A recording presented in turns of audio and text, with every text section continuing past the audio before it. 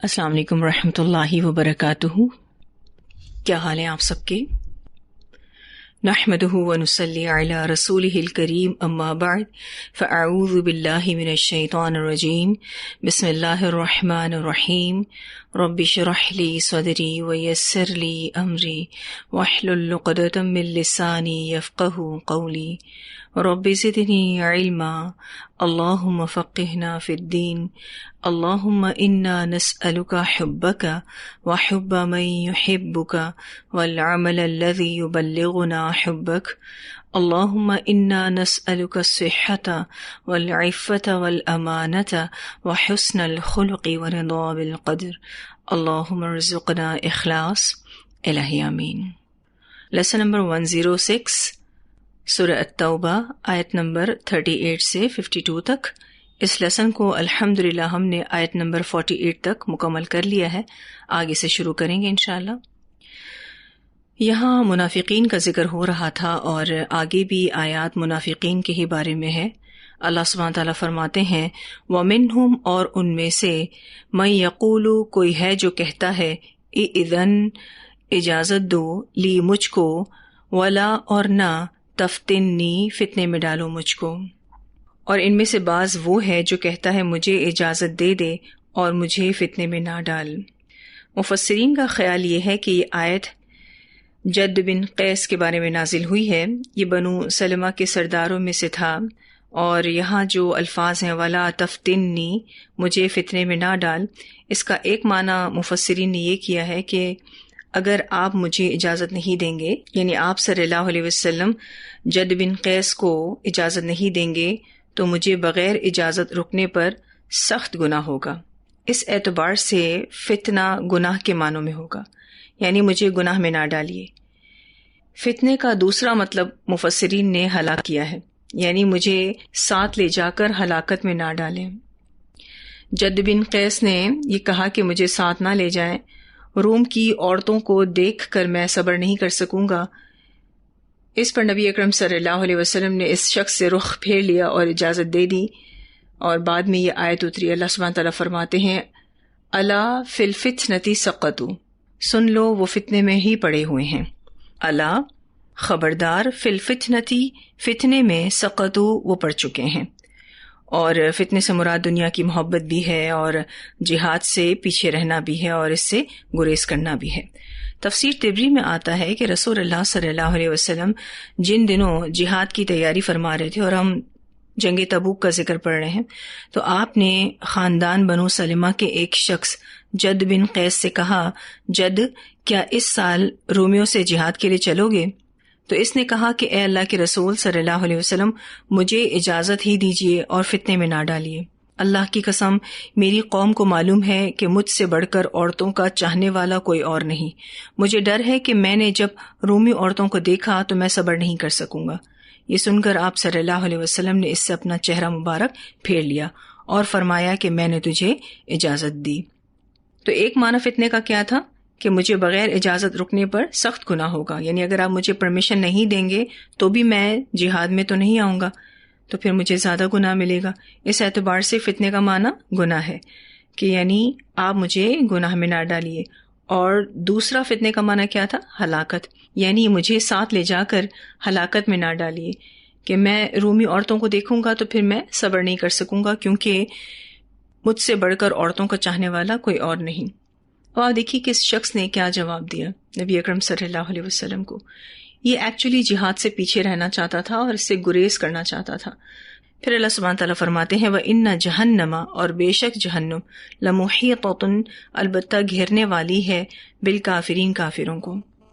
بے شک جہنم تو کافروں کو ضرور گھیرنے والی ہے، یعنی ان کا انجام یہاں بتایا جا رہا ہے کہ یہ جہنم میں ہی جائیں گے۔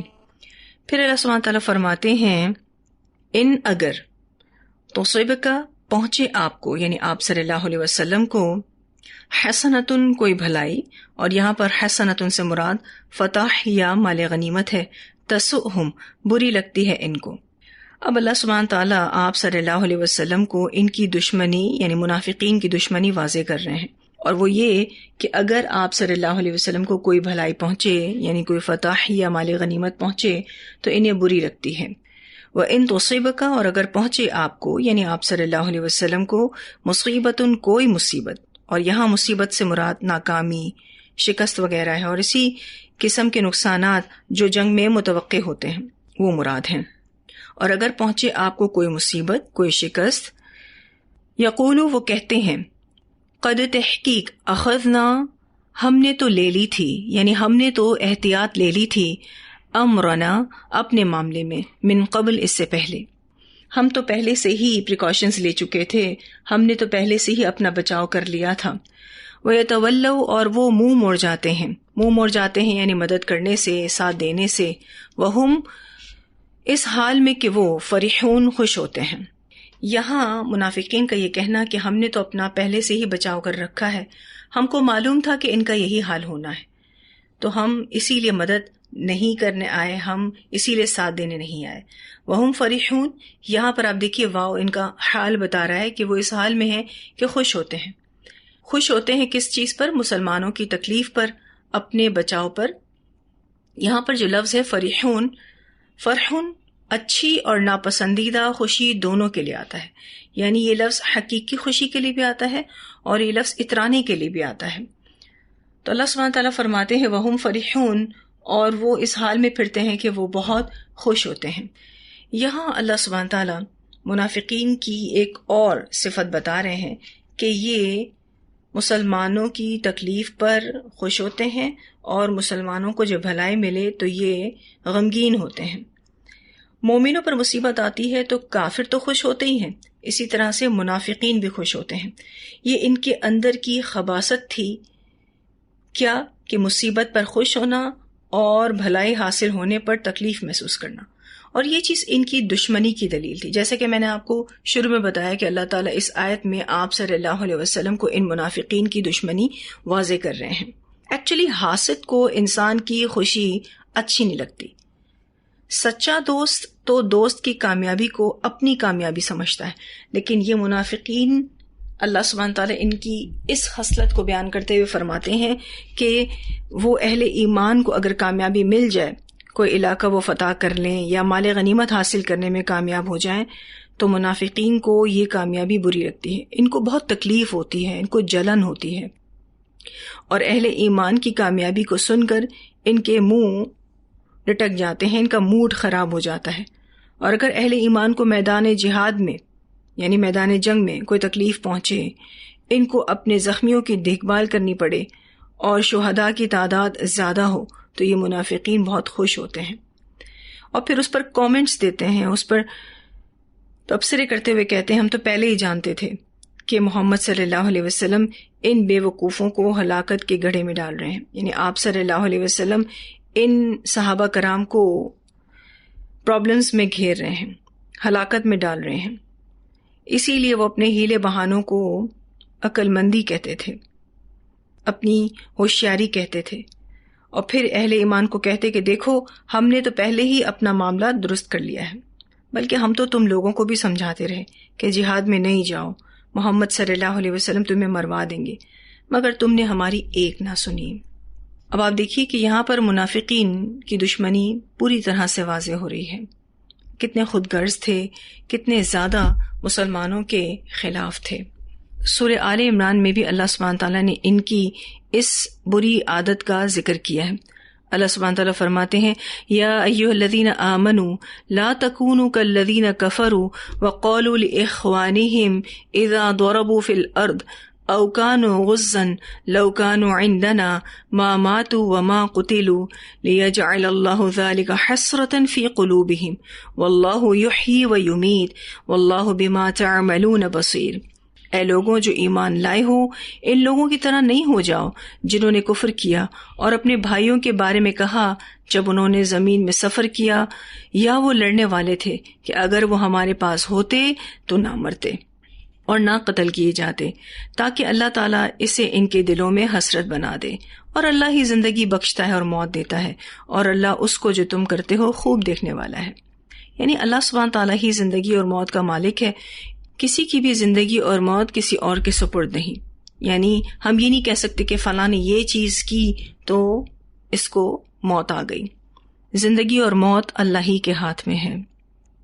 ایک اور جگہ سورہ النساء آیت نمبر 72 میں اللہ سبحانہ تعالیٰ فرماتے ہیں، اور بے شک تم میں سے یقیناً کوئی ایسا بھی ہے جو ہر صورت دیر لگا دے گا، پھر اگر تمہیں کوئی مصیبت آ پہنچی تو کہے گا بے شک اللہ نے مجھ پر انعام فرمایا جبکہ میں ان کے ساتھ موجود نہ تھا۔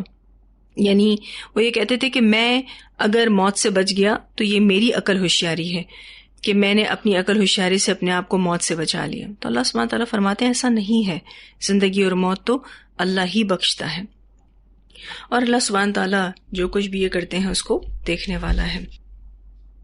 پھر اللہ سبحانہ تعالیٰ فرماتے ہیں قل کہہ دیجئے لن یصیبنا ہرگز نہ پہنچے گا ہم کو الا مگر ما کتب جو لکھ دیا اللہ نے لنا ہمارے لیے، یعنی جو کچھ بھی اللہ نے ہماری تقدیر میں لکھ دیا ہے وہ تو پہنچے گا ہی۔ ہوا مولانا وہ ہمارا مولا ہے، یعنی وہ ہمیں جس حال میں بھی رکھے ہم راضی ہیں۔ یہ مشکل آنے پر مومنین کہتے تھے ہوا مولانا، وہ اللہ کے فیصلے پر راضی ہوتے ہیں، وہ سمجھتے ہیں کہ ہمارے لیے اسی میں بھلائی ہے۔ وعلی اللہ اور اللہ ہی پر فلیتوکل المؤمنون پس چاہیے کہ توکل کریں ایمان لانے والے۔ کہہ دیجئے یعنی اے اللہ کے رسول صلی اللہ علیہ وسلم آپ کہہ دیجئے ہمیں ہرگز کوئی نقصان نہ پہنچے گا مگر جو اللہ نے ہمارے لیے لکھ دیا، یعنی جو اللہ سبحانہ تعالیٰ نے ہمارے لیے تقدیر لکھ دی وہی ہمارا مولا ہے، ہمارا مالک ہے، اور اللہ ہی پر پس ایمان والے بھروسہ کریں۔ ایکچولی منافقین کو جواب دیا جا رہا ہے اور مسلمانوں کو صبر کرنے کی ایک طرح سے تلقین کی جا رہی ہے کہ جمے رہنا، اپنی ہمت کو بنائے رکھنا، کیونکہ جب انسان کو یہ معلوم ہوتا ہے کہ اللہ کی طرف سے مقدر کا لکھا ہر صورت میں پورا ہوتا ہے، یعنی جو چیز بھی اللہ سبحانہ تعالیٰ نے ہماری تقدیر میں لکھ دی ہے وہ ہمیں لازمی پہنچے گی، کوئی مصیبت ہو یا بھلائی ہو ہمیں پہنچتی ہی پہنچتی ہے، کیونکہ وہ اللہ کی تقدیر کا حصہ ہے۔ جب انسان تقدیر الہی پر ایمان لاتا ہے تو اس کے لیے مصیبت کا برداشت کرنا آسان ہو جاتا ہے اور اس کے حوصلے میں اضافہ ہوتا ہے۔ مومن کا رویہ کیا ہے؟ مومن کا رویہ یہ ہے کہ اگر کوئی فیصلہ میرے حق میں نہیں ہوا یا پھر کوئی میری مدد کو نہیں آیا تو کوئی بات نہیں، اس میں بھی اللہ سبحانہ تعالیٰ نے میرے لیے بھلائی رکھی ہوگی اور میری تقدیر اللہ نے کچھ ایسی ہی لکھی ہے، تو وہ اللہ کی اس تقدیر پر راضی رہتا ہے، وہ اس مشقت کو برداشت کر لیتا ہے اور اپنے حوصلے میں کمی نہیں لاتا۔ جس کو اللہ کے فیصلوں کا راز معلوم ہو جائے تو اس پر بڑی سے بڑی مصیبت ہلکی ہو جاتی ہے۔ اور اللہ سبحانہ تعالیٰ کا راز کیا ہے کہ اللہ اپنے بندوں کے حق میں ظالم نہیں ہے اور اس کا فیصلہ انصاف پر مبنی ہوتا ہے۔ دیکھیں ہماری زندگیوں میں بھی تکالیف آتی ہیں، ہماری زندگیوں میں بھی پریشانیاں آتی ہیں، لیکن جب ہم یہ سوچ لیتے ہیں کہ یہ میرے نصیب کا لکھا ہے اور میری تقدیر میں یہ پریشانی آنا لکھی تھی، یہ میرے رب کا فیصلہ ہے، تو یہ سوچ اور یہ ایمان انسان کے لیے اس مشقت کو برداشت کرنے میں آسانی کر دیتا ہے۔ تو ہم سب نے بھی اپنی زندگی میں آنے والی پریشانیوں میں یہی سوچنا ہے کہ الا ما کتب اللہ لنا ہوا مولانا وعلی اللہ فلیتوکل المؤمنون۔ اب آپ دیکھیے کہ یہاں پر اللہ سبحانہ تعالیٰ منافقین کے حوالے سے بات کر رہے ہیں اور اس طرح سے بات کر کے اللہ سبحانہ تعالیٰ مسلمانوں کو ہمت دلا رہے ہیں، کیونکہ آپ دیکھیے کہ اس دور میں بھی منافقین صحابہ کرام کے پاس آ کر ان کے دماغوں کو خراب کرتے تھے۔ وہ ان کے پاس آتے تھے اور کہتے تھے دیکھو کتنی پرابلمز میں تم آ گئے ہو، جنگ تبوک کے ٹائم پر تمہارے پھل تیار ہیں، تم جہاد میں مت جاؤ، آرام سے اپنے پھل اتارو، دیکھو گرمی کا کیسا موسم ہے، تم اس گرمی میں کیسے جاؤ گے، تمہارے لیے مشکل ہو جائے گی، کتنے حالات مالی طور پر خراب ہیں، تمہارا اس وقت جہاد میں جانا کسی طرح سے بھی سوٹیبل نہیں ہے، تم جہاد میں جاؤ گے تو مزید پریشان ہو جاؤ گے۔ لیکن صحابہ کرام بہت زیادہ متحرک تھے، بہت زیادہ موٹیویٹڈ تھے۔ کیوں؟ کیونکہ رسول اللہ صلی اللہ علیہ وسلم کا حکم تھا اور وہ بڑے صبر کے ساتھ اور حوصلے کے ساتھ جمے ہوئے تھے۔ تو اللہ سبحانہ تعالیٰ نے ان کے اسی حوصلے کو بڑھانے کے لیے کیا کہا کہ دیکھو جو بھی تکلیف آتی ہے وہ تمہارے نصیب میں لکھی ہوئی ہے، تم اس تقدیر الہی سے بچ نہیں سکتے ہو، تو تمہارا رویہ جو دیکھا جا رہا ہے وہ کیا ہے؟ صبر ہے۔ تو ہم اپنی زندگیوں کو جب ٹٹولتے ہیں تو ہم بھی جب پریشانی میں ہوتے ہیں، بہت سارے لوگ آتے ہیں کہتے ہیں کہ اگر آپ یہ کر لیتے تو آپ کو پریشانی نہ ہوتی، یا آپ یوں کر لیتے تو آپ کو پریشانی نہ ہوتی. تو اس وقت ہمارا جواب بھی کیا ہونا چاہیے کہ میرے نصیب میں یہ تکلیف لکھی تھی جو آ گئی ہے. اللہ تعالیٰ مجھے صبر کرنے والا اور شکر کرنے والا بنائے، کیونکہ ہمارے یہی رویے ہمارے عام حالات میں دیکھے جا رہے ہوتے ہیں. یہ ہمارے ٹیسٹ ہوتے ہیں جو اللہ سبحانہ تعالیٰ کی طرف سے ہوتے ہیں. ٹیسٹ آنا لازمی ہے، بس اس میں جو چیز دیکھی جا رہی ہے وہ کیا ہے کہ ہم آیا اس تکلیف میں صبر کرتے ہیں یا نہیں، اور تکلیف میں بھی اللہ رب العزت کا شکر ادا کرتے ہیں یا نہیں. کیونکہ یہ بہت ہی انڈرسٹوڈ بات ہے کہ تکلیف کے دوران بھی ہمیں اللہ کی مدد پہنچ رہی ہوتی ہے. بس یہی والی بات ہے نا، ہم اس کو فیل نہیں کر رہے ہوتے. لیکن اگر ہم اس کو فیل کریں، بالفرض اگر ہم بیمار پڑ جاتے ہیں تو اللہ سبحانہ تعالیٰ کی طرف سے ہمیں علاج مل جانا، یہ کیا ہے؟ یہ اللہ کی مدد ہے. بعض دفعہ ہم مالی طور پر پریشان ہوتے ہیں، اللہ سبحانہ تعالیٰ ہمیں بیمار ہونے سے بچا لیتا ہے، ہمیں دیگر اور اخراجات سے بچا لیتا ہے، اللہ ہمارے تھوڑے مال میں بھی برکت کر دیتا ہے. تو یہ کیا ہے؟ یہ اللہ کی مدد ہے. لیکن ایکچولی ہم اس چیز کو فیل نہیں کر رہے ہوتے، ہم اس چیز کو محسوس نہیں کر رہے ہوتے. بیمار ہوتے ہیں، ہمارے آس پاس کے لوگ ہمیں سپورٹ کر رہے ہوتے ہیں، ہمارے آس پاس کے لوگ ہماری کیئر کر رہے ہوتے ہیں، تو یہ بھی کیا ہے؟ یہ اللہ کی مدد ہے. تو ہم ایکچولی اس وقت، اس مصیبت کے وقت میں ہم ان سب چیزوں کو فیل نہیں کرتے. اللہ سبحانہ تعالیٰ کی مدد بہت ہی قریب ہوتی ہے. اور ایک چیز جو میں فیل کر رہی تھی ان آیات کے ساتھ، وہ یہ کہ اللہ سبحانہ تعالیٰ کی تقدیر پر جو ایمان لانا ہے وہ ہمیں بڑا ہی کمفرٹیبل کر دیتا ہے، بہت زیادہ سیٹسفائیڈ کر دیتا ہے، بہت ساری چیزوں سے بچا لیتا ہے. مثلا ہمیں شیطانی وسوسوں میں جانے سے بچا لیتا ہے، کیونکہ شیطان تو بڑا الرٹ ہوتا ہے نا جب ہم کسی تکلیف میں ہوتے ہیں. وہ ہمیں مایوس کرنا چاہتا ہے، وہ ہمیں اللہ سے دور کرنا چاہتا ہے، وہ ہمیں ناشکرا اور بے صبرا بنانا چاہتا ہے. لیکن جب ہم اللہ کی تقدیر پر بھروسہ کر لیتے ہیں، جب ہم یہ بات مان لیتے ہیں کہ یہ مکتوب ہے، یعنی لکھا ہوا ہے، اللہ سبحانہ تعالیٰ نے میری تقدیر میں ایسا ہی لکھا ہے، تو ہم بہت زیادہ ریلیکس ہو جاتے ہیں. الحمدللہ. تو ہمیں اس آیت کو اپنے لیے بیسٹ موٹیویشن بنانا ہے کہ جو کچھ بھی ہماری زندگی میں ہو رہا ہے، کوئی بھی پریشانی ہے، اولاد کی طرف سے، جان مال کی طرف سے کوئی بھی پریشانی ہے، تو اللہ سبحانہ تعالیٰ نے ہماری تقدیر میں لکھ دی ہے. ہم اس سے بچ نہیں سکتے، ہم اپنی تقدیر سے بچ نہیں سکتے. بس اس تقدیر کے لکھے پر ہمارا رویہ دیکھا جا رہا ہے، وہ ہمارا ٹیسٹ ہوتا ہے. اللہ سبحانہ تعالیٰ ہم سب کو صبر کرنے والا اور شکر کرنے والا بنائے. اور آپ کو پتہ ہے صبر کی بیسٹ سٹیٹ کیا ہے؟ کہ آپ تکلیف میں بھی اللہ کا شکر ادا کریں. اور یہی چیز اللہ کو بہت پسند ہے. دیکھیں، ہم سب نے اس دنیا سے چلے جانا ہے، آج نہیں تو کل.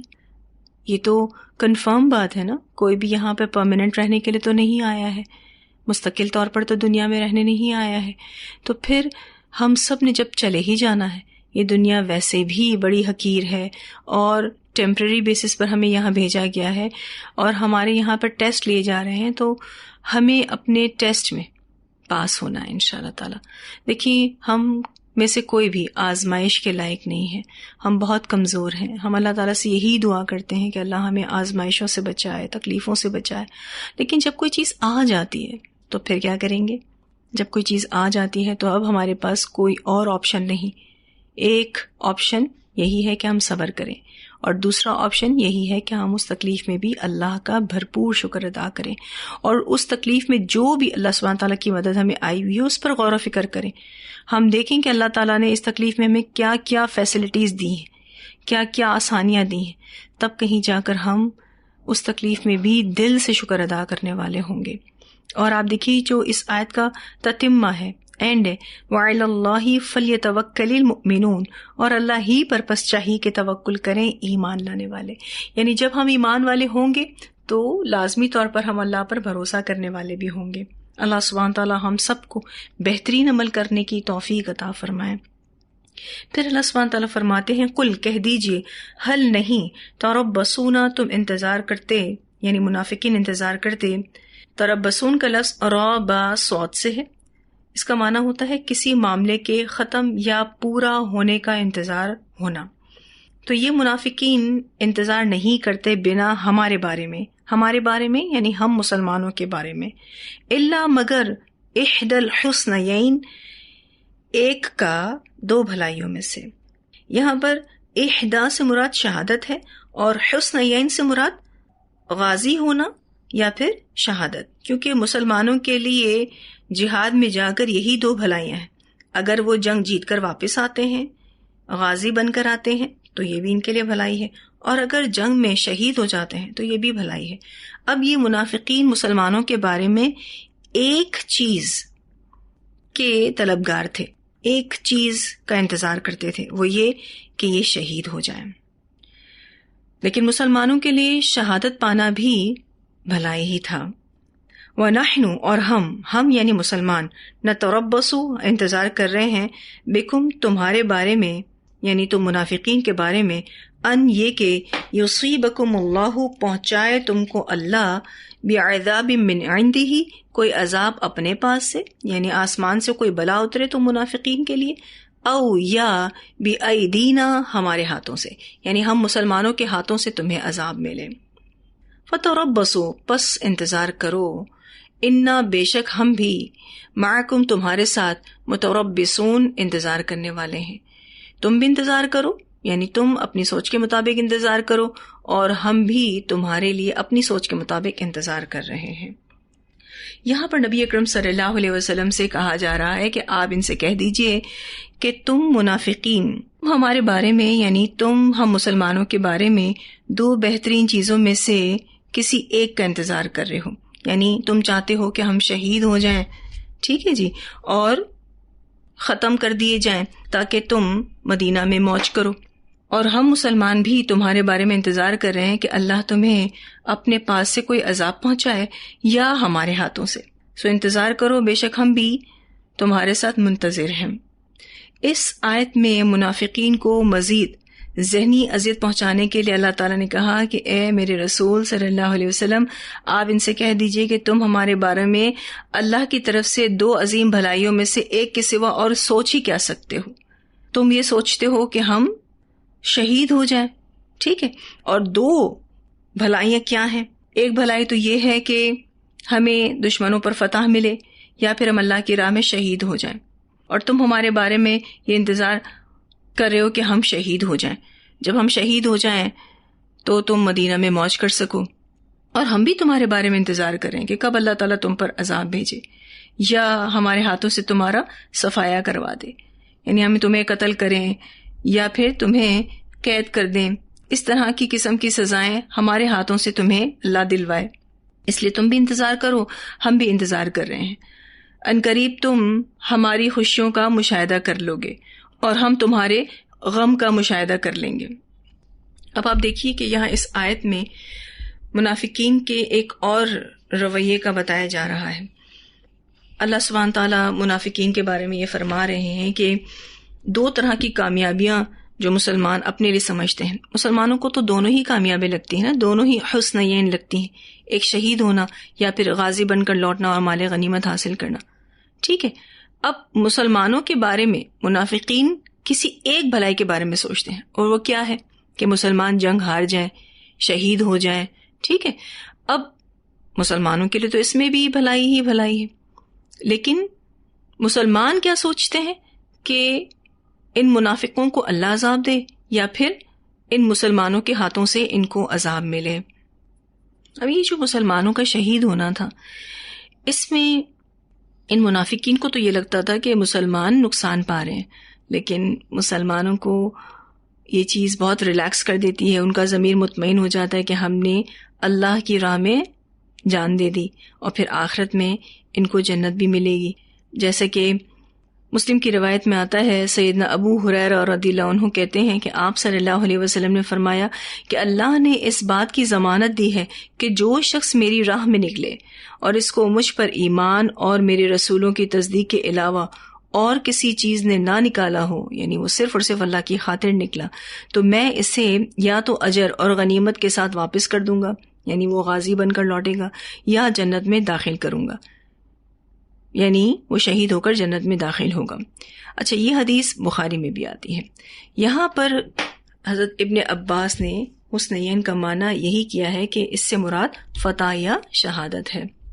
اور ویسے بھی آپ دیکھیے کہ مسلم کی روایت میں ایک بات آتی ہے کہ مومن کا معاملہ ہر صورت میں بہتری ہے. اگر اس کو کوئی تکلیف پہنچتی ہے تو وہ صبر کرتا ہے، اگر اس کو کوئی خوشی پہنچتی ہے تو اللہ کا شکر ادا کرتا ہے اور یہ اس کے لیے بہتر ہے، اور اگر اسے کوئی دکھ پہنچتا ہے، تکلیف پہنچتی تو وہ صبر کرتا ہے، یہ بھی اس کے لیے بہتر ہے. یعنی مومن کی حالت پر بڑا تعجب ہے کہ اس کے لیے ہر چیز بہتر ہے. یعنی آپ دیکھیے تو زندگی میں یا تو تکلیف کے حالات ہوتے ہیں یا پھر خوشی کے حالات ہوتے ہیں. تو مومن کو جب خوشی ملتی ہے تو وہ شکر ادا کرتا ہے، اور جب دکھ پہنچتا ہے تو وہ صبر کرتا ہے. ہر حال میں مومن بہترین سٹیٹ پر ہوتا ہے. تو یہاں الحمدللہ ہمارا یہ لیسن مکمل ہوا. تلاوت سنتے ہیں. وَمِنْهُمْ مَنْ يَقُولُ ائْذَنْ لِي وَلَا تَفْتِنِّي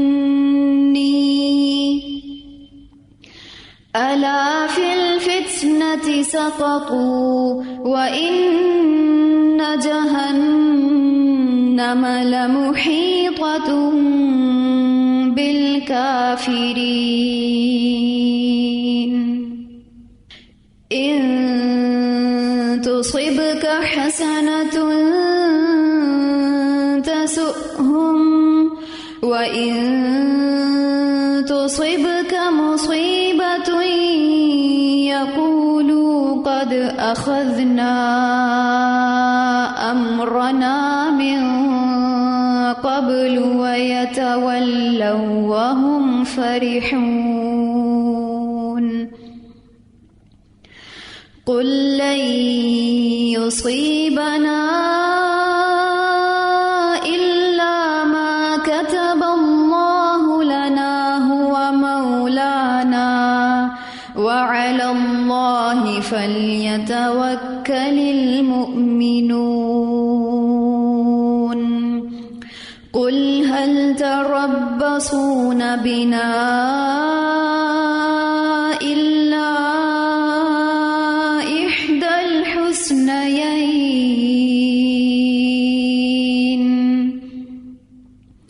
وَنَحْنُ نَتَرَبَّصُ بِكُمْ أَن يُصِيبَكُمُ اللَّهُ بِعَذَابٍ مِّنْ عِندِهِ أَوْ بِأَيْدِينَا فَتَرَبَّصُوا إِنَّا مَعَكُمْ مُتَرَبِّصُونَ. بہت ہی بہترین آیات ہیں، اور ان آیات میں اللہ سبحانہ تعالیٰ نے ہم سب کے لیے بہت ہی سبق رکھے ہیں. آپ دیکھیے تو جو پہلی آیت ہم نے پڑھی جس میں ایک ایسے شخص کا ذکر ہے جو نبی اکرم صلی اللہ علیہ وسلم کے پاس آ کر بحث کر رہا ہے، اور جس طریقے سے جد بن قیس نے آ کر کہا کہ آپ اگر مجھے پرمیشن دے دیں تو اچھا ہے، اگر پرمیشن نہیں دیں گے تو بھی میں نے جہاد میں ویسے ہی نہیں آنا، تو مجھے زیادہ گناہ ملے گا. یعنی مجھے زیادہ گناہ ملے گا کہ میں نبی اکرم صلی اللہ علیہ وسلم کی پرمیشن نہ دینے پر بھی جہاد میں نہیں گیا. تو بہتر یہ ہے کہ آپ مجھے پرمیشن دے دیں، ورنہ بغیر اجازت کے رکنے سے مجھے زیادہ گناہ ہوگا. یا پھر اس نے یہ کہا کہ میں بہت زیادہ انٹرسٹڈ ہوں عورتوں میں، اگر میں نے رومی عورتوں کو دیکھا تو پھر میں اپنے آپ پر صبر نہیں کر سکوں گا اور میرا فوکس ان پر چلا جائے گا، اور آبویسلی میں پھر جہاد پر فوکس نہیں کر سکوں گا. آپ دیکھیں کس طریقے کی بات ہے. اب ہم سب نے اپنا جائزہ لینا ہے کہ ہم جب اللہ کے راستے میں نکلتے ہیں تو کہیں ایسا تو نہیں کہ ہم اپنی خواہش نفس پر مبنی کسی چیز کو اس جہاد کے راستے میں آگے لے آتے ہیں، یا پھر ہم جہاد میں آ سکتے ہیں، اللہ کے راستے میں دوڑ سکتے ہیں، اللہ کے راستے میں چل سکتے ہیں، لیکن ہم پھر بھی چلتے نہیں، پھر بھی ہم اپنے آپ کو آگے نہیں بڑھاتے، اور یہ وداؤٹ اینی ریزن ہوتا ہے. یعنی بس دل نہیں چاہ رہا ہوتا، بس ہم کرنا نہیں چاہتے. تو ہم سب کو جو ہے نا اس حوالے سے بہت غور و فکر کرنا چاہیے، کیونکہ منافق جو ہوتا ہے نا وہ بڑا مفاد پرست ہوتا ہے اور دنیا پرست ہوتا ہے. اس کو جہاں فائدہ نظر آتا ہے نہیں اس طرف ہو جاتا ہے. ایک روایت آتی ہے نبی اکرم صلی اللہ علیہ وسلم نے فرمایا منافق کی مثال اس بکری کی ہے جو دو گلوں یعنی دو ریوڑوں کے درمیان ماری ماری پھرتی ہے، کبھی اس ریوڑ میں آتی ہو اور کبھی اس ریوڑ میں. اسے مسلم نے روایت کیا ہے. اب اس حدیث میں دیکھیں کیا بات ہو رہی ہے منافق کو جہاں فائدہ نظر آتا ہے نا یہ وہاں چلا جاتا ہے. یعنی کسی ایک ٹریک کو وہ اپنے لیے نہیں چنتا. اگر اس کو کفار کے ساتھ اپنا فائدہ نظر آتا ہے تو یہ اس طرف چلا جاتا ہے, اور اگر اس کو مسلمانوں کی طرف فائدہ نظر آتا ہے تو پھر یہ اس طرف چلا جاتا ہے. تو آپ دیکھیں کہ یہاں اس کا یہ رویہ, یعنی منافق کا یہ رویہ کس قدر اس کو مفاد پرست اور دنیا پرست دکھا رہا ہے. دیکھیں مومن جو ہوتا ہے نا وہ بس ایک ہی چیز جانتا ہے کہ میں نے اللہ کے راستے میں چلنا ہے, بس میں نے اللہ کے راستے میں دوڑنا ہے. اس کے پاس کوئی دوسری چیز ہوتی ہی نہیں, دوسرا کوئی آپشن وہ اپنے لیے رکھتا ہی نہیں. اب وہ تکلیف ہو یا آسانی ہو, وہ دونوں وقتوں میں اللہ کے راستے میں دوڑتا ہے. جیسے کہ ہم نے پیچھے پڑھا تھا کہ اللہ کے راستے میں نکلو چاہے تم ہلکے پھلکے ہو یا پھر تم بھاری ہو. تو یہ چیز پہلے کہی گئی اور پھر اس کے بعد آپ دیکھیے کہ اس شخص کا رویہ بتایا جا رہا ہے. اور پھر منافقین کی اس خصلت کو اللہ سبحانہ تعالیٰ نے بیان کیا کہ جب بھی مومنوں کو کوئی پرابلم آتی ہے تو وہ خوش ہوتے ہیں. آپ دیکھیں کیسی یہ چیز ہے, یعنی واضح طور پر پتہ چل رہا ہے کہ ان منافقوں کو کوئی انٹرسٹ نہیں اسلام میں, ان منافقوں کو کوئی فائدہ نظر نہیں آتا اسلام میں, اور اسپیشلی خاص اس موقع پر کہ جب اسلام پر مشکل وقت ہو. اور پھر بعد میں مسلمانوں کے مائنڈ سیٹ کرنا, یعنی خود تو جانا نہیں جہاد میں اور پھر دوسرے لوگ جو جہاد کر رہے ہوں ان کے بھی دماغ خراب کرنا. تو اللہ سبحانہ تعالیٰ نے یہ آیت اتاری کہ اگر مسلمانوں کو کوئی تکلیف پہنچتی بھی ہے تو وہ اللہ کی طرف سے. مسلمانوں کو چاہیے, اہل ایمان کو چاہیے کہ وہ اللہ پر بھروسہ کریں. ایک روایت میں آتا ہے, سیدنا عبداللہ بن عباس رضی اللہ تعالیٰ عنہما بیان کرتے ہیں کہ ایک دن میں نبی اکرم صلی اللہ علیہ وسلم کے پیچھے سوار تھا. آپ صلی اللہ علیہ وسلم نے فرمایا, اے چھوٹے لڑکے, یقیناً میں تجھے کچھ باتیں سکھلا رہا ہوں, غور سے سنو. اللہ کی حفاظت کرو, وہ تیری حفاظت کرے گا. تو اللہ کی حفاظت کر تو تو اسے اپنے روبرو پائے گا. اللہ کی حفاظت کرنے سے کیا مراد ہے؟ یعنی اللہ کے دین کی حفاظت کرو. جب ہم اللہ تعالیٰ کے دین کی حفاظت کریں گے تو وہ ہماری حفاظت کرے گا. تو اللہ کی حفاظت کر تو اس کو اپنے روبرو پائے گا. یعنی تو دین کو سیو کر تو اللہ تعالیٰ کو اپنے روبرو پائے گا. یعنی اللہ تعالیٰ قدم بقدم تیری حفاظت کرے گا, تیرے ساتھ ساتھ ہوگا. تو جب سوال کرے اور جب مدد طلب کرے تو اللہ ہی سے مدد مانگ. یعنی جب بھی اپنی پرابلمز کے لیے ہاتھ اٹھائے تو صرف اور صرف اللہ ہی سے مانگ. اور اس حقیقت کو جان لو, اگر ساری امت تجھے کچھ نفع پہنچانے کے لیے جمع ہو جائے تو تجھے صرف وہی نفع پہنچے گا جو اللہ نے تیرے لیے مقدر کیا ہے. یعنی ساری امت تجھے کوئی نفع پہنچانے پر اکٹھی ہو جائے تو وہ اتنا ہی نفع پہنچا سکے گی جتنا اللہ تعالیٰ نے تیری تقدیر میں لکھ دیا ہے. اور اگر تمام امت تجھے کچھ نقصان پہنچانے کے لیے متحد ہو جائے تو تجھے اتنا ہی ضرر پہنچا سکیں گی, یعنی اتنا ہی نقصان پہنچا سکیں گی جو اللہ تعالیٰ نے تیری تقدیر میں لکھ دیا. قلموں کو اٹھا لیا گیا اور صحیفے خشک ہو گئے, اسے ترمذی نے روایت کیا ہے. یعنی اللہ سبحانہ تعالیٰ نے جو لکھ دیا ہے وہ تو ہو کر رہنا ہے, اس میں تو کوئی شک کی بات نہیں. تو جب تقدیر کا لکھا غالب آ کر رہے گا تو پھر پریشانی کس بات کی؟ ہونا تو وہی ہے جو اللہ چاہے گا. تو کتنا ریلیکس اللہ تعالیٰ ہمیں کر دیتے ہیں. اور آپ دیکھیے ہر نماز کے بعد ہم ایک دعا مانگتے ہیں جس میں واضح طور پر یہ بتایا گیا ہے کہ اللہ تعالیٰ جو تو دینا چاہے اس کو کوئی روک نہیں سکتا, اور جو تو نہ دینا چاہے اسے کوئی دے نہیں سکتا. اللہ سبحانہ تعالیٰ ہم سب کو بہترین عمل کرنے کی توفیق عطا فرمائے. ایک اور تلاوت ہم سنتے ہیں. وَمِنْهُمْ مَنْ يَقُولُ ائْذَنْ لِي وَلَا تَفْتِنِّي أَلَا فِي الْفِتْنَةِ سَقَطُوا وَإِنَّ جَهَنَّمَ لَمُحِيطَةٌ بِالْكَافِرِينَ إِن تُصِبْكَ حَسَنَةٌ تَسُؤْهُمْ وَإِن تُصِبْكَ مُصِيبَةٌ يَقُولُوا قَدْ أَخَذْنَا أَمْرَنَا مِن قَبْلُ وَيَتَوَلَّوْا وَهُمْ فَرِحُونَ قُل لَّن يُصِيبَنَا إِلَّا مَا كَتَبَ اللَّهُ لَنَا هُوَ مَوْلَانَا وَعَلَى اللَّهِ فَلْيَتَوَكَّلِ الْمُؤْمِنُونَ قُلْ هَلْ تَرَبَّصُونَ بِنَا إِلَّا إحدى الحسنيين ونحن نتربص بكم أن يصيبكم الله بعذاب من عنده أو بأيدينا فتربصوا إنا معكم متربصون. تو الحمدللہ ہمارے لیسن یہاں مکمل ہوا. وآخر دعوانا ان الحمد للہ رب العالمین. سبحانک اللہم و بحمدک نشہد ان لا الہ الا انت نستغفرک و نتوب الیک.